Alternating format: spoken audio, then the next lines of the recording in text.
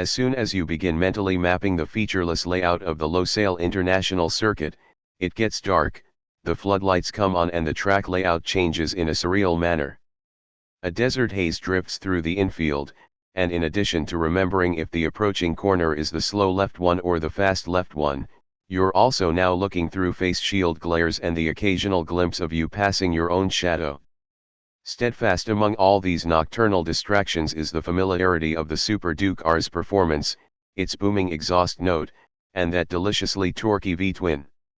The Beast 2.0 is the next-gen Super Nasty Naked from KTM, an upgraded version of what is arguably the most dominant naked street fighter this side of an Aprilia Tuono. Messing around too much with a model already in possession of the class mantle is a way to either ensure continued dominance or to self-sabotage by delivering unpopular changes. Thankfully, KTM seems to have chosen the better route of polishing the rough edges of its flagship model, while also gifting the SDR with a variety of useful electronic upgrades, thus avoiding any fall from grace such as what happened with Suzuki's SV650 to Gladius misfire. Changes to the 2017 model were reported in our November preview of the Super Duke R, so having now ridden the bike, let's focus on the performance and usefulness of these upgrades. And to begin, we go right to what we love most about the SDR, its 75 degrees V-twin LC8 engine. A compression ratio bump of 0.4, 13.6:1 vs 13.2:1, new pistons and exhaust system reportedly gives the SDR a claimed increase of 4 more horsepower, while KTM says torque remains the same at 104 lb-ft of torque.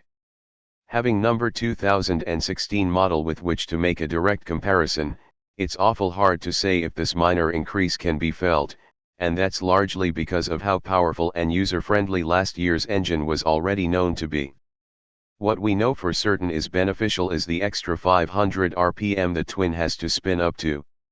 This gain in over-rev allowed a few sections of Losail to be taken in a single gear, whereas the 2016 SDR most likely would have required a brief upshift before arriving at the corner.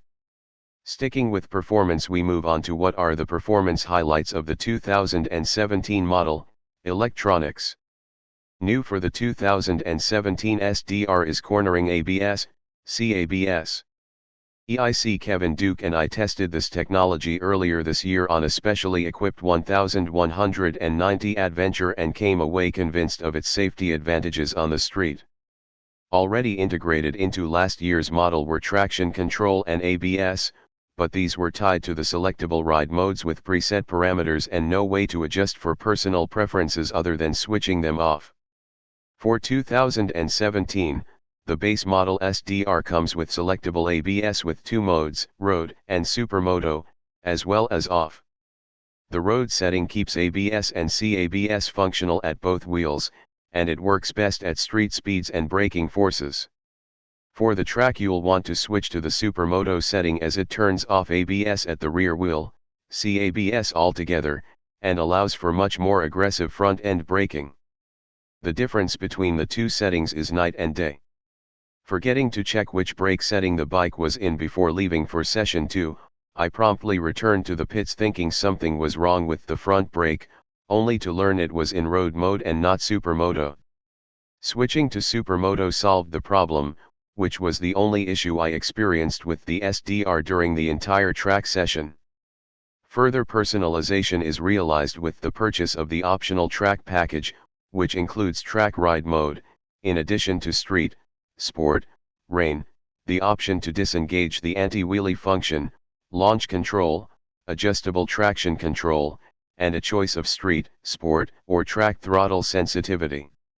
Switching off the anti-wheelie function enables the hooligan in most riders, but even with anti-wheelie working, the SDR will loft the front wheel into a shallow wheelie when powering out of corners, see main image.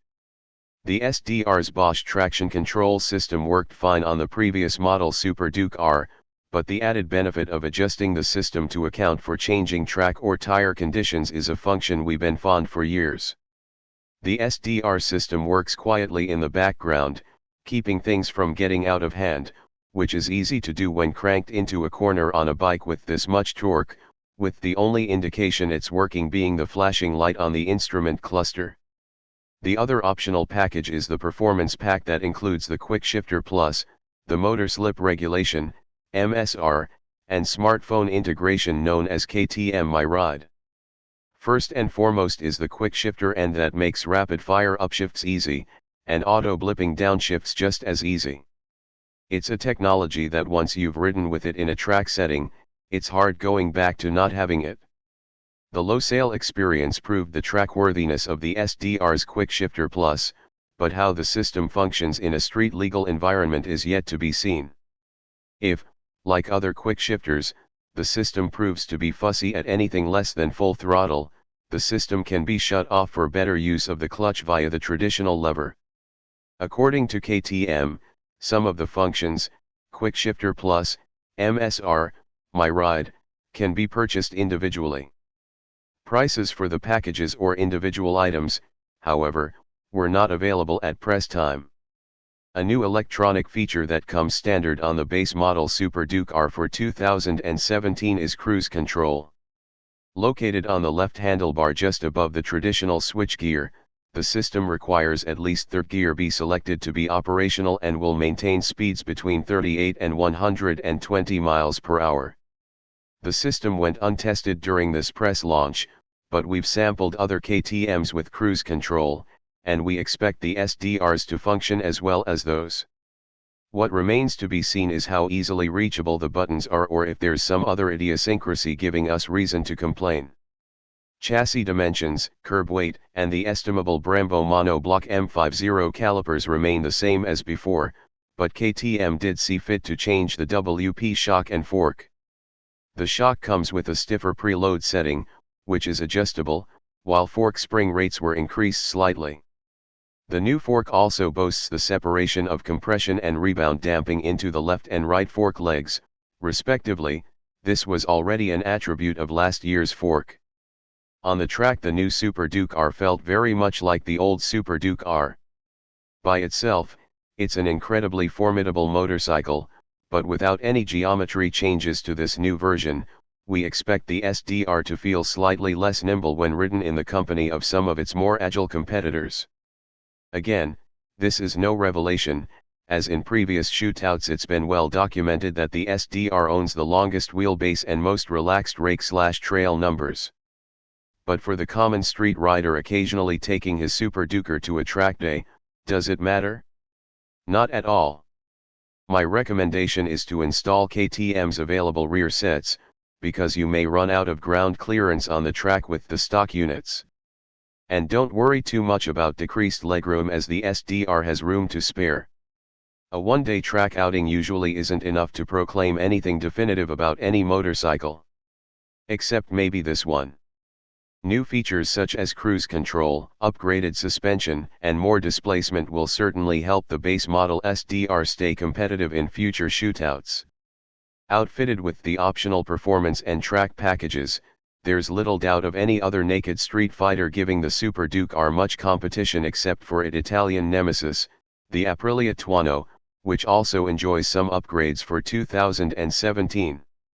At $17,999, the 2017 SDR's MSRP increases $600 over the 2016 model, $17,399.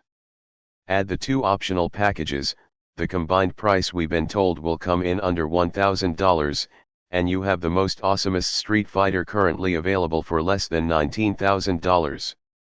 The only suggestion we have for KTM to improve upon the Super Duke's current iteration is by including the two optional packages as standard equipment and outfitting the SDR with semi-active electronic suspension for the $18,000 MSRP.